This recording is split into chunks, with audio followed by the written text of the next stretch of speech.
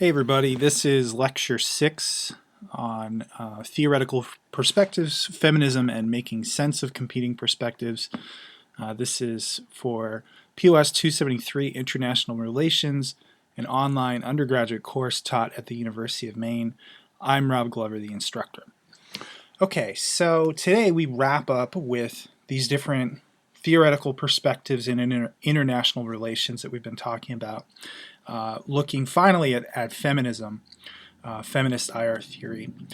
So like we've been doing, we'll ask what are the basic assumptions of feminist IR theory? What are the implications for a feminist worldview of international relations? And then we'll kind of delve into the theory itself and how one's perspective on important international issues might be altered by greater attention to the feminist perspective and just gender issues generally. And we'll close, kind of round out this, this extended section on IR theory by talking about how we can make sense of these different theoretical perspectives, and really the key reason why we focus on theory. How do we utilize them? What's some advice for how to utilize these theories to make sense of international relations? So in that we're only looking at one theoretical perspective today, this will probably be a little bit of a shorter lecture than some of the others, but nonetheless very, very important. Feminism and feminist theory is increasingly important to understand international relations. So what are some of its basic assumptions? Feminist IR theory talks about gender as a social construction. And now that you've had the lecture on constructivism, you know what a social construction means. This is something that acquires value or power or importance simply through social interaction. It doesn't have any inherent value, but through our repeated social interactions, the expectations that we create around certain ideas or certain concepts, they acquire this ideational value. And gender is no exception. There is a distinction made in feminist theory that you've probably encountered if you've taken a women's studies class or even kind of social psychology. We talk about this a lot. There's a distinction made between biological sex and gender. So biological sex, you know, you're a man or a woman, and gender, which is a set of social norms and expectations associated with one's sex, right? So masculine or feminine. And there's nothing inherent about our biological sex that pushes us to adopt certain gender characteristics or gender traits, or to define certain activities along lines of gender associated with masculinity or femininity. Nothing biologically drives us in that direction, according to feminist IR theory. This is something that is socially created and then socially reinforced. Okay, so that's an important distinction that will become very important as you begin to analyze how feminist IR theory kind of operates and how they try to make sense of international relations.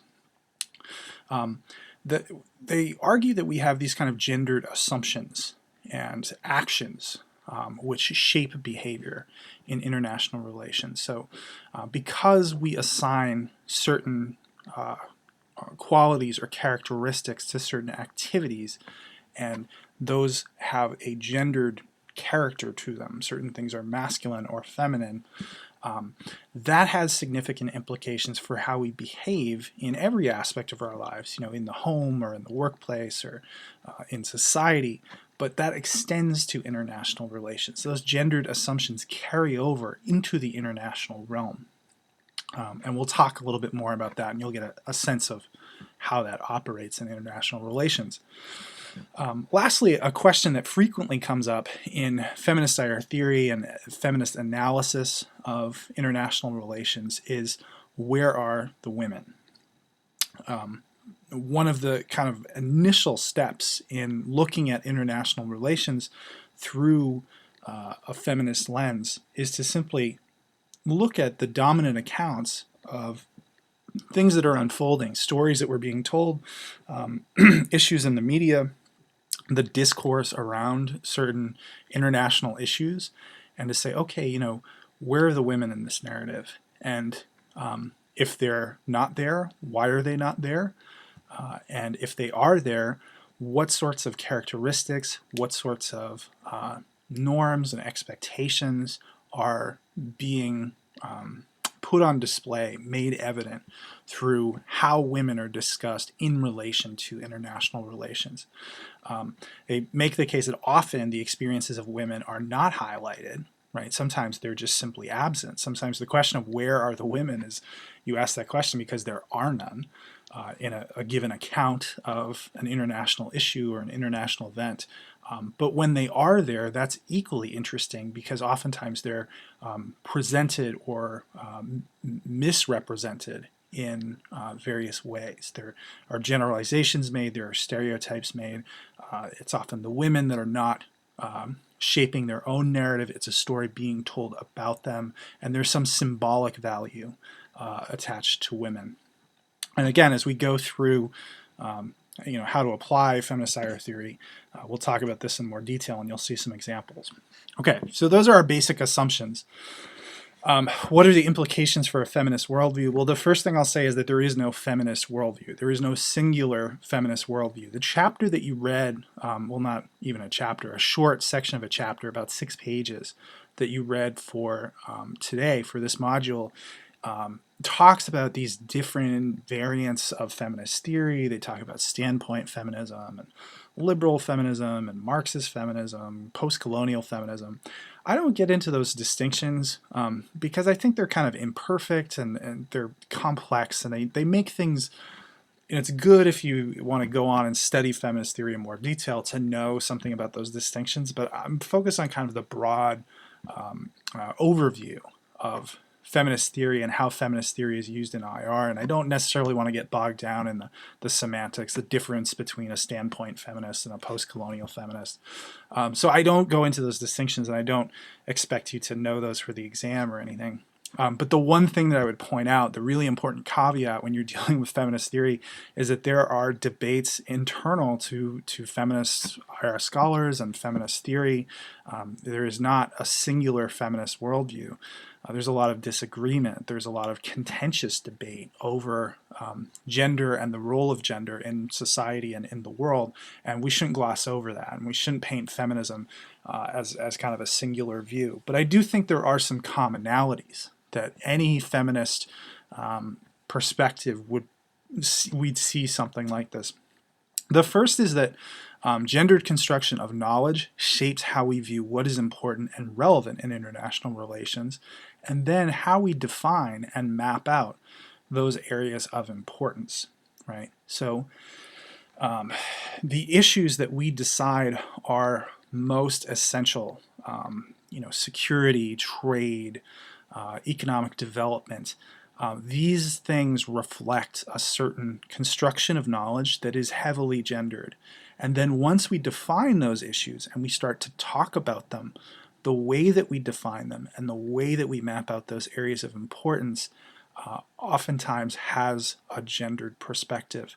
Women are painted in certain ways, they are portrayed in certain ways, they play certain roles in the stories that we tell ourselves about international relations and the way we frame that discourse that come back to that gender distinction between masculine and feminine, and all of the social baggage, all of the norms, all of the expectations that accompany that.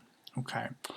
Along those same lines, the second implication is that women and gender have been constructed to serve certain interests and serve certain agendas in international relations. And so a key task of feminist analysis is to unpack that, is to kind of deconstruct those roles and those interests and those agendas and look at the way that women and gender are being portrayed and try to figure out why that happened and try to trace this, genealogical process by which women and gender figured into a certain issue and began to be discussed in certain ways. And then lastly, the last implication is that women have knowledge and perspectives and experiences that should be brought to bear on the study of international relations. And too often that's not the case. Too often people in positions of power speak for women, or even women in positions of power speak for women with less power. And the goal really should be for women to be allowed to define their experiences and their demands in their own terms, to the extent that it's possible. Sometimes it's very, very hard, particularly women who are being oppressed or women who are being deprived of rights. So if we're talking about female genital mutilation in a developing country in which women don't necessarily have access to a platform to voice their views or state in their own terms what they want, then sometimes it's really hard to get the actual kind of firsthand experience of women. But we should try. We should seek it out, and we should try as best we can to understand the experiences of women throughout the world in conditions of war, or how they're affected by economic processes, how they're affected by the environment, how the role that they play in relation to their country's economic development. We should try to find those perspectives of women and allow them to define those experiences and what they want, what their interests are, what their demands are in their own terms, to the extent that we can, which is a challenging process, right? It is often a very challenging process to get at that perspective of women in certain situations, particularly when we're dealing with, war or human rights violations, things like that. It can be challenging to get the perspective of any group that is marginalized and deprived of rights. The one other thing that I'll add here is that though we talk about the feminist worldview often in terms of gender, in terms of the distinction between masculine and feminine, men and women, feminist IR theory is not limited to trying to advance the cause of women or bring to light the knowledge and perspectives and experiences of women, particularly standpoint feminism, the theory of standpoint feminism, really highlights any marginalized identity. There's always kind of a dominant identity, and then there's a series of identities that are under the surface or misrepresented or not allowed to kind of voice themselves in their own terms. And a lot of the feminist worldview is about uncovering those marginalized or repressed voices and unpacking, kind of disentangling the dominant voice, whatever the dominant voice or dominant perspective on a given issue is. Really just kind of critiquing and articulating the ways in which power silences certain perspectives and trying to give those perspectives voice. So it's not limited to just gender, although you might think that because of some of the terminology that's used. Okay. So we said that a key question that feminist IR theorists are going to ask is, where are the women? And they make the case that often women are either completely absent from discussion of international issues, or they are discussed according to these overdetermined, kind of super generalized gender roles that they didn't necessarily have a hand in defining. It's not, women are defining themselves in this way. It's some other entity in a position of power is saying this is the condition of women here. And they're being used kind of symbolically in certain ways. Women are used in all sorts of different ways to advance political agendas and to advance policy actions, right? Things are done on behalf of women, but the women aren't necessarily allowed to speak or articulate their perspective. So I just wanted to give you some examples, kind of concrete examples of the types of things that feminist IR theorists would be talking about. Women, particularly in relation to security, women are, that's a good issue in which sometimes analyses are just kind of, women drop out of the picture, and the unique experiences of women are not discussed. So if we're talking about a civil war or a conflict situation or foreign intervention in which the United States is going to go in some place and try to rectify some security situation, and they're going to send in the military. That's an instance in which either women kind of drop out of the picture, or they're used symbolically in certain ways that might not represent their own perspectives. If you were to give women a voice and say, what is it that you want? What is it that you need? They might not have that perspective.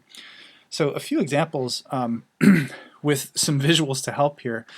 This is a recruitment poster, I believe from the early to mid part of the 20th century. I think it would have been either the First or the Second World War, but it's a recruitment poster for the United States Army. And this is an instance in which women are absent entirely. The poster says that the United States Army builds men, and men is in all caps, and it is underlined. And then you see these kind of iconic figures of men and character and crafts and physique, and then you see a combat soldier looking out at the world, right? And women in this picture, they're just kind of absent. They're not there. And that oftentimes happens in discussions of security, is that the whole character of the conversation about a security issue disregards the very important role that women can play in conflict situations, or women can play even a societal role in relation to conflict. The sacrifices made by mothers and wives in order to enable conflict action and a military force to deploy, and then the subsequent actions that they are forced to take on when those troops come home and they're either suffering from PTSD, or they've been injured, or can't immediately transition into the workforce, the economic sacrifice that takes place.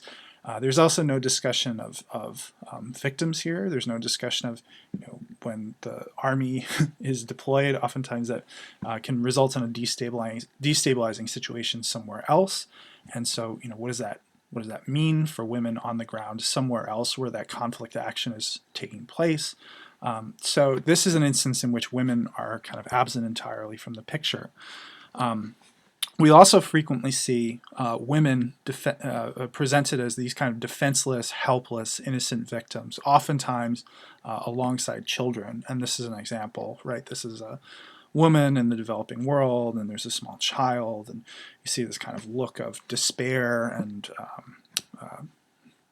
suffering on her face. And that's a very important symbolic way in which women are represented in discussion of intervention or foreign aid, economic development. It's like, the country is suffering, and women are, being oppressed in some way, or they can't provide for themselves.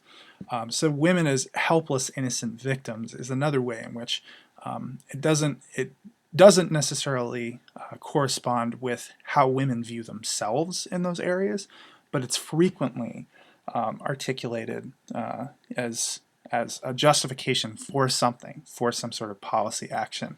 And a feminist IR theorist would zoom right in on that and say, okay, what are the actual perspectives of women on the ground, and do they want this foreign policy action? What do they need? What are their hopes and desires? Can we get into the actual lives and perspectives of women and try and represent them more authentically, rather than assuming that they're helpless or defenseless against whatever's going on in their country? Then lastly, again, a very important symbolic role is women in traditional nurturing roles. And granted, this is sort of dated. I believe this is from World War II, a recruitment poster, not for soldiers, not for men to go off and join a fighting force, but for women to perform their duty, which is a traditional nurturing role. Nurses, right, we think of as providing care, and it's a very gendered expectation. You look at most nursing programs, it's overwhelmingly female. There's this kind of cultural baggage associated with nursing and the profession of nursing. When you talk to most nurses too, I come from a family of nurses, and they say, oh yeah, we desperately need male nurses. We wish there were more male nurses, because sometimes the job is so physically demanding that you just need somebody that has more physical strength than women typically have. And so male nurses are in high demand. But traditionally, we have associated that with women, and it's one of these kind of traditional nurturing roles. So here we see that on full display, and that reflects something, that's symbolic of something, that a woman's role is not necessarily these expectations that we've associated with masculinity, fighting, and being part of the fighting force. It's providing care and comfort and acting in this nurturing role. So these things, I mean, it seems like it might seem like this is unimportant, but a feminist IR theorist or a feminist analysis of IR would say, no, this is crucially important. It's essential that we unpack these gendered assumptions, because these things have real impacts on policy. They have real impacts on the way that women are perceived when they enter into non-traditional roles. Remember when we talked about social construction and we said, if you want to expose something that is a social construction, you want to kind of toy with a social construction, break the norm associated with the social construction, and you'll see the way that society reacts.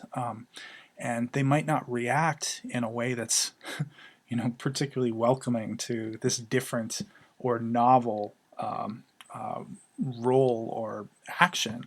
And that is certainly the case with gender roles and gendered expectations around certain types of activities, is that when those norms are broken, there's real kind of suffering that can occur for the people that choose to break them, or the people that strive to be something different rather than what they are socially conditioned to be in their society. So feminist IR theorist or a feminist analysis of IR would say this is really, really important stuff. It's foundational and it shapes everything that occurs subsequently. Now, it's not to say that there aren't women in positions of power in not only within domestic politics, but within international politics. And here is a sampling of some incredibly powerful women. Golda Meir, who is the Prime Minister of Israel in the 1970s, Hillary Clinton, who was Secretary of State and is gearing up for a run for the presidency, Margaret Thatcher, who was the Prime Minister of the UK for over a decade, and then lastly Condoleezza Rice, who served as both Secretary of State and the National Security Advisor. So these are important women in positions of incredible power, and all of them having an impact on international relations, and by and large, being respected as really kind of accomplished and savvy and smart practitioners of foreign policy and international politics. These are people not to be toyed with, and they, play that role well. They earn the respect of their peers. So it's not to say that there aren't women in positions of power. There are, and those numbers are increasing, perhaps a little bit slower than some of us would like, but women achieve positions of power. But a feminist theorist or a feminist analyst would look at this and say, okay, but what are the perceptions that revolve around powerful women in international relations, and how are they potentially different than perceptions of men in positions of power in international relations? And that's where it's really significant. It's very easy to see how the standards and the expectations are different. And many of these women will talk candidly about how there's a different set of expectations for a woman, and it's something that you have to adjust to. All of these women, at times, for doing things that we might not hesitate to see a man do, for kind of forcefully asserting their power or being very forthright in their demands and expectations. All of these women have been presented as just kind of in not the most favorable terms. All of these women are very controversial, and their critics paint them in ways that are not flattering for doing things that we might respect if it were a man. For being kind of bossy and assertive and not taking no for an answer, and they get described as cold and calculating and ruthless and all sorts of terrible things, right? Words I won't even say. And women in positions of power and feminist IR analysts would say that's a a problematic double standard. You know, if a woman, in order to succeed, has to adhere to a certain set of gendered expectations about how one behaves and the types of action one engages in, and the forceful way in which one must assert themselves, and then by playing the rules of the game becomes open to a whole series of criticisms that are not leveled in the same way at men, then that says something really fundamental about the way that we construct expectations in in a completely unfair way, in a completely dualistic way, in which women have a harder set of obligations and expectations to fulfill, and then when they fulfill them well, they are criticized relentlessly for doing so. And these four women and many other women would be examples of that. So that would be an interesting subject of feminist analysis, is just to look at media coverage of women in positions of power and how it differs from men. One little anecdote, I remember this from when Hillary Clinton was Secretary of State. She was in an interview, and she was asked, while she was Secretary of State, she had one of the most intense travel schedules of any Secretary of State in history. She went to something like 170 countries in 120 days or something like that. So just an incredibly intense schedule. And there was an interviewer asking her about the difficulty of making fashion choices. You're in so many different places, and you don't want to just wear the same thing all the time, and does it become complicated to figure out what you're going to wear and when, and just to keep track of all those different outfits when you're traveling around the world like this? And Hillary Clinton was kind of taken aback. She just said, "Would you have asked that question if I were a man?" And the interviewer, quite honestly, said, "No, I guess I wouldn't have." Right? But that was an instance in which the interviewer was kind of shocked that they had even asked the question, because they hadn't really thought about it. It just seemed like a natural question to ask a woman who was in this position of power and traveling on such a regular basis. And then Hillary Clinton turned it around and said, maybe there's some sort of gendered assumptions that you're making when you ask the Secretary of State of the most powerful country in the world a question like that, and was kind of reticent about having asked the question in the first place. But again, it's an example of the ways in which we have certain assumptions about gender that then carry over to perceptions not just of average, ordinary women, and not of women who are suffering in conflict situations or deprived of rights, but some of the most powerful foreign policy leaders in the world. So something to think about, and certainly a subject for plenty of analysis in addition to the analysis which has already occurred. All right, so there's a clip here from Cynthia Enloe. Cynthia Enloe is a international relations theorist, feminist theorist.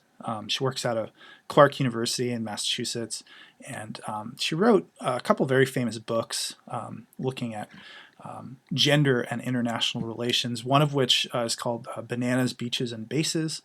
And you might have been exposed to it. It's a pretty common text for, again, women's studies or any sort of course on international women's issues. So if you've taken a course like that, you might have, even if you were just exposed to an excerpt of it. But she has made her career really looking at the intersection of feminism and gender and international relations. And here, this was done, I believe, in the mid-2000s. She was talking about Afghanistan, the U.S. war in Afghanistan, at a time in which it was ongoing, and trying to apply some of these feminist notions of gendered constructions, gendered understandings, to how we were talking about Afghanistan at that time. So I'll just play this clip. It's relatively short. It's about 4 minutes, and then talk a little bit about it, because I think it's a very good example of how feminist IR theory can help us understand international issues in a completely different light. Okay.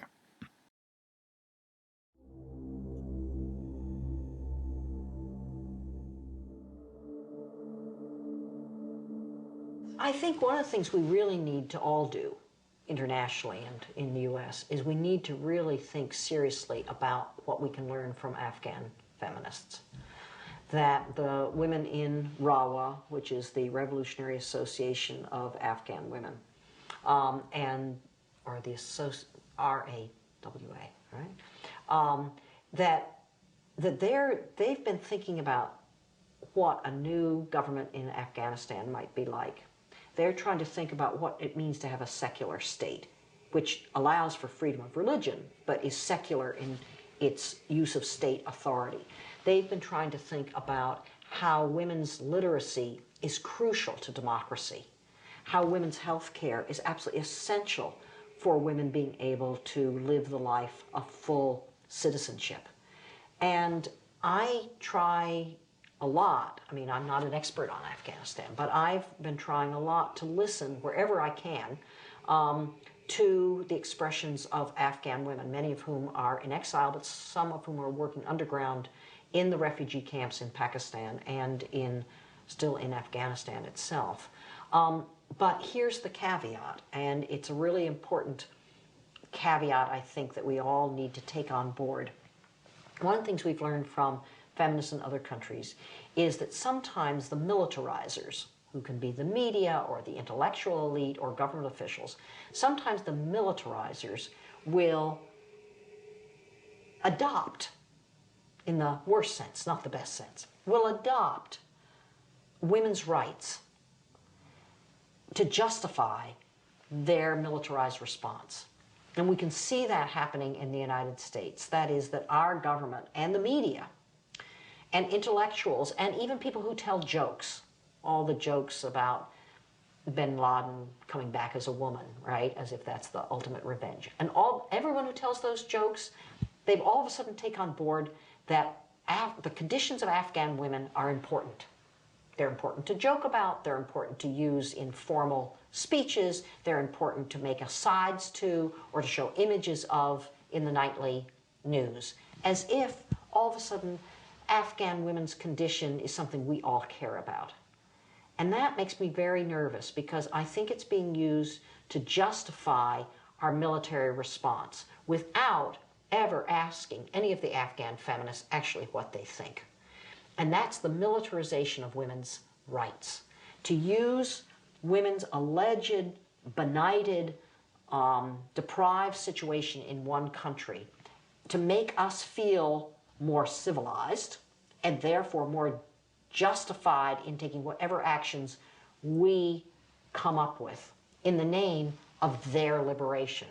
Whereas what feminists have taught us, and this is now over the last 150 years, at least since the 1850s, is that if one really cares about women's rights in another community, in another ethnic group, or in another country, then the first thing you do because you care is you start listening and you start affecting your own behavior by what you hear from those women because they're smart. To be deprived of rights doesn't mean you're foolish or uneducated. To be deprived of rights means just that, you're deprived of rights. So the first thing that needs to happen, if anyone says they care about Afghan women's condition, is make sure that they're part of the rebuilding of Afghanistan. And second of all, stop the bombing immediately until you ask those women whether they thought bombing was the best way to improve their conditions in the world.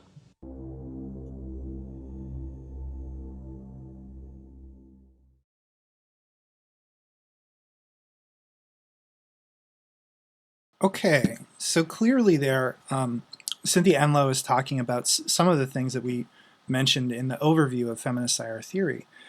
She was talking about these gendered assumptions that we have about women, right, and the way that women symbolically were utilized in the rhetoric around the war in Afghanistan as a justification for war, right? We had to go in and remove the Taliban, this oppressive extremist regime with a very, very fundamentalist interpretation of Islam, because they were depriving of education to women and girls, and that was problematic. Which undoubtedly, as Enloe said, was something that the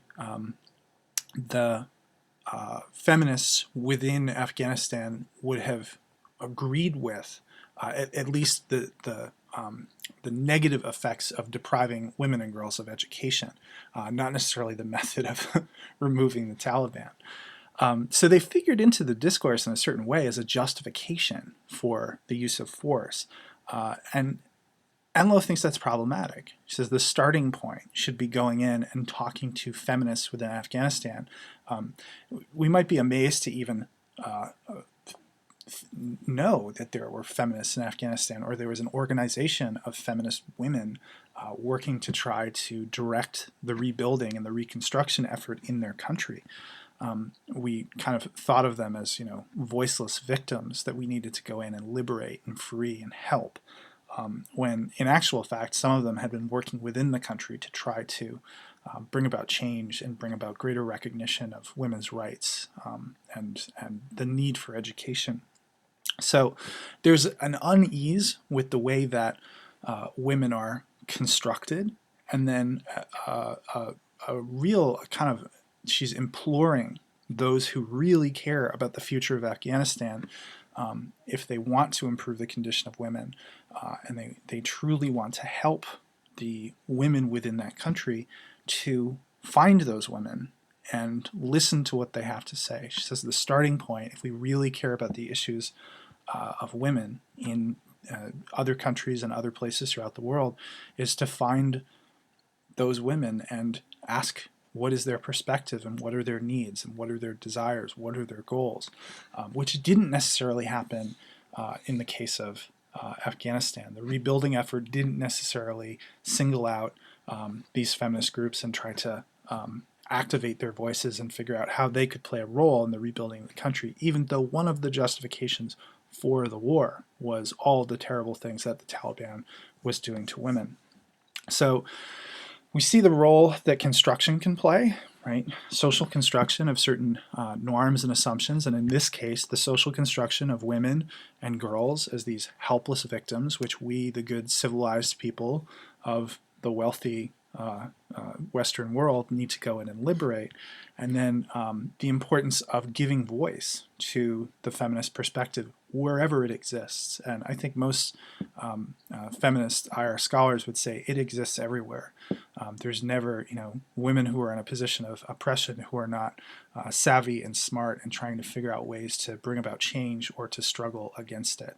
So it's wrong to assume that there are just kind of, helpless women out there that better, more civilized people need to go in and help. So that gives you just kind of a snapshot of feminist IR theory and the way that you can apply it in a given situation. That kind of wraps up our overview of the different theories. Feminist IR theory is the last major theoretical perspective that we look at, but I didn't want to just kind of wrap up there and then move on to substantive stuff. So I just have kind of a few pieces of advice and some suggestions for how to make sense of these competing perspectives. I've thrown a lot of different ways, different lenses through which to view international relations at you in a very short time span, and you might feel as if you're kind of swimming in all these different perspectives. Realism, liberalism, Marxism, constructivism, feminism, lots of isms that we've covered in a very short time span. So how do we use these things and how do we make sense of these different perspectives? I have a few pieces of advice. So the first piece of advice that I give is try to avoid, although this will be tempting, try to avoid choosing a single perspective through which to interpret all events in international relations. In other words, try to avoid saying, oh, I'm a realist. Rob Glover, or whatever your name is, I am a realist. That is the only lens through which I interpret events in international relations. I think a better strategy, particularly as you're learning about these things and getting a sense of how theory operates and what some of the major international issues are, is try to look at singular events through multiple lenses. There's an issue that you're interested in. You're really interested in a trade agreement that's in the news, or you're really interested in a particular conflict, right, that's going on in the world. Look at that event and learn about that event and do your research and read about it and create a Google alert and any new news story that comes out about that event, have it sent right to you, and learn as much as you can. And then try to interpret that event. Once you have that information and you've done that research, try to interpret that event through multiple lenses. Don't just say, oh, I'm a realist, so I'm going to look at the operations of power, and I'm going to assume that states are the most important actors. I'm going to assume that international organizations don't really have any independent power. And so when I use that set of assumptions, and I think that the world is, anarchic, there's no overarching power that can tell states what to do, this is the interpretation I get. Well, that's fine, right? But that means that you're using theory in a very limited way that might not actually increase your understanding of events and might not actually increase your ability to explain and interpret events. A better strategy is to interpret that singular event through multiple lenses. So you remember the video that we watched with Steve Smith, one of the authors of your book, in which he was looking at the Syrian civil war. He says, okay, here's how a realist would interpret it, and here's how a liberal would interpret it, and here's how a Marxist would interpret it, and so on and so on and so on. Try to do that. And that's what really pushes you out of your comfort zone, because it's easy to find the one theory that's kind of, simple and that you know the most about, and then to apply it over and over and over again to every international situation.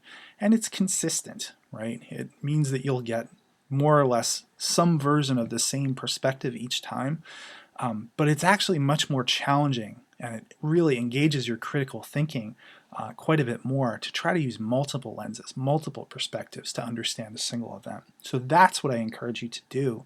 And in some of your exams and some of your subsequent assignments, that's specifically what I ask you to do. Here's an event, interpret it through a realist lens, interpret it through a liberal lens, interpret it through a Marxist lens. So that's my first piece of advice, how to use these different perspectives. Second piece of advice, some theoretical tools are more versatile than others, and you have to utilize theory strategically. So some perspectives don't really, they single in on certain things, right? And they don't really delve into others. Realists, for example, there's not really a lot of realist tools that you can use to analyze something like the environment, or something like international identity. It's not something that they're overly concerned about. Yet if you were to look at liberalism or constructivism or even Marxism, they can give you tools to analyze those sorts of questions. So try to adapt the theory that you're using to make sense of a certain event. Try to adapt it to the actual issue or the event that you're looking at. And some perspectives are going to be better than others. Some theoretical perspectives are going to have better tools to analyze specific events. That's another reason why it's important to avoid choosing a single perspective and then identifying only through that perspective. I'm only a realist, or I'm only a liberal. Because if you use this full range of theoretical tools, you'll be able to analyze more things in more depth. And then lastly, remain attentive to the details of cases. Theory, the absolute worst way that you can use theory is as a substitute for curiosity, investigation, and analysis, right? So if you say, well, I know the basic assumptions of liberalism, I can read this one AP story on what's happening in the EU right now, and then I don't have to do any follow-up, I don't have to do any analysis, I can just use the liberal perspective to offer an account or an explanation of what's happening that I'm pretty comfortable in because I have this basis in theory. Well, that's not the case. Theory doesn't mean that you don't have to go and learn a lot about a specific situation. Remember back to that first lecture on theory and the role of theory. It's to help you make sense of complexity. It's not to help you ignore complexity. You still have to be aware of all of the different minutiae of what's happening, but theory helps you make sense of it. Theory helps you take all of that information that might exist around a specific issue or event and start to parse it out and categorize it and begin to arrive at some sort of account of what's happening in the world. So we still have to do our homework, unfortunately, but theory can help us interpret these events and make sense of them. So that's my general advice. If you're struggling with the theory at all, or you want to chat about any of these things, please don't hesitate to contact me and we can kind of work through it. I know we've covered a lot of theory in a very short time span, but hopefully it's been clear, and hopefully the application of the theory has made clear to you some of the ways in which theory is used. But if anything's unclear, please don't hesitate to contact me. Okay, so we'll wrap up there for today. For next time, just a couple of reminders. Remember that your weekly post on the class discussion board, that should be on there by Saturday at 8 p.m. And then your first assignment for the icon simulation is due by Sunday at 8 p.m. This is your pre-negotiation planning report, basically a pretty short worksheet about some of the different characteristics of your country, some of their different interests, to get you ready for this icon simulation that is going to happen in the coming weeks. It's not an overly cumbersome assignment, and I don't think it should take you too long. Don't obsess about it. Don't spend too much time on it. But basically, this is just a tool for you to start preparing yourself for that simulation that will be coming up. So that is due in the assignment Dropbox by Sunday at 8 p.m. Do note that there are different folders in the assignment Dropbox for different assignments. So just make sure that you put it in the right folder. If you put it in the wrong folder, I'll still get it, but it might take me a while to find it, and you might have to remind me that it's in there. So, okay, for next time, for Module 7, starting in on the third week, we're going to be talking about foreign policy. So we're moving away from theory and we're getting into the substance of international relations, talking about foreign policy. You're reading Chapter 4 in your textbook, which is an overview of foreign policy as an activity, and then some of the different ways in which we try to understand foreign policy, what drives a state's foreign policy. So as you read this chapter, think about what do you think are the most important factors that influence a state's foreign policy? Is it the structure of the international system? Is it domestic factors? Is it the personality of individual leaders? Is it something else? What is driving a state's foreign policy?